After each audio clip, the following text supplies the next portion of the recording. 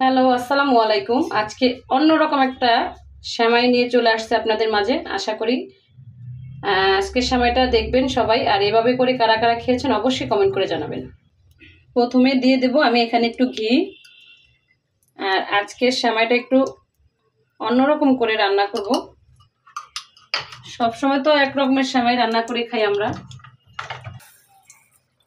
সবসময় তো একভাবেই সেমাই রান্না করে খাই। আজকের সেমাইটা একটু অন্যরকম করে রান্না করি। অনেকদিন হয়েছে বাচ্চারা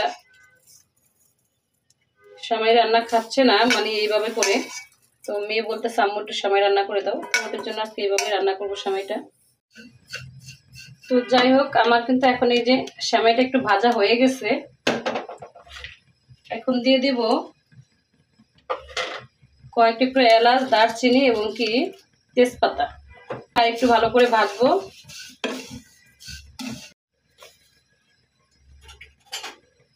তো এই পর্যায়ে দিয়ে দেবো কিন্তু এখন চিনিটা দিয়ে কিন্তু একটু ভাজবো অনেকটা সময় ধরে। তারপরে দিয়ে দেব একটু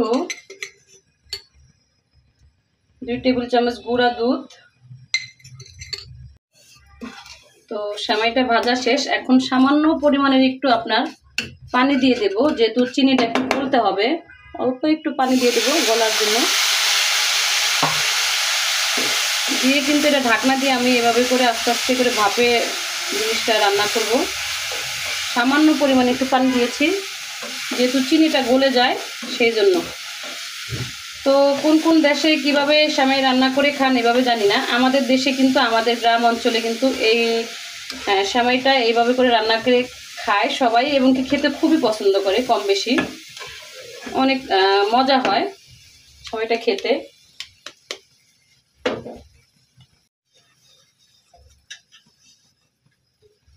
তো আমি একটু হালকা করে ঢাকনা দিয়ে একটু ঢেকে দেবো, 2-1 মিনিট রাখবো একটু ভাপ। তো ঢাকনাটা একটু উঠে এখন আবার একটু নাড়াচাড়া করবো। হালকা করে একটু নেড়ে দিয়ে দেখবো যে নিচে আবার লেগে গেছে কিনা, কারণ নিচে লেগে গেলে কিন্তু আবার এটার খেতে মজা লাগবে না, বা পোড়া পোড়া গন্ধ পাবে। আকর্ষণ সেটা হচ্ছে নারিকেল। সেই নারিকেলটা কিন্তু এখন দিয়ে দেবো আমি এখানে।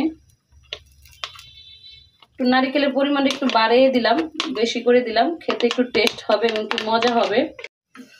তো নারিকেলটা মিশানো শেষ হয়ে গিয়েছে। এখন এটা শেষের দিকে প্রায় হয়ে গেছে। তো আমাদের দেশে তো এটাকে ভাজা সেমাই বলে, অনেকে আবার জর্দা সেমাই বলে। তো আপনার এলাকায় কে কি নামে বলে আমাকে একটু অবশ্যই কমেন্ট করে জানাবেন আপনারা। আর এইভাবে করে সেমাইটা খেতে কারা কারা পছন্দ করেন অবশ্যই অবশ্যই কমেন্ট করুন। তো এই পর্যায়ে আর একটু ঘি দিয়ে দিব, কারণ ঘিটা নামানোর আগে দিয়ে নামাইলে গ্রানটা এত সুন্দর আসে, খেতেও কিন্তু অনেক মজা হয়।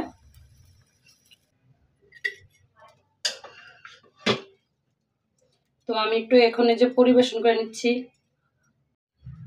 তো হয়ে গিয়েছে আমার জর্দা সেমাই বা ভাজা সেমাই যেটাকে বলেন।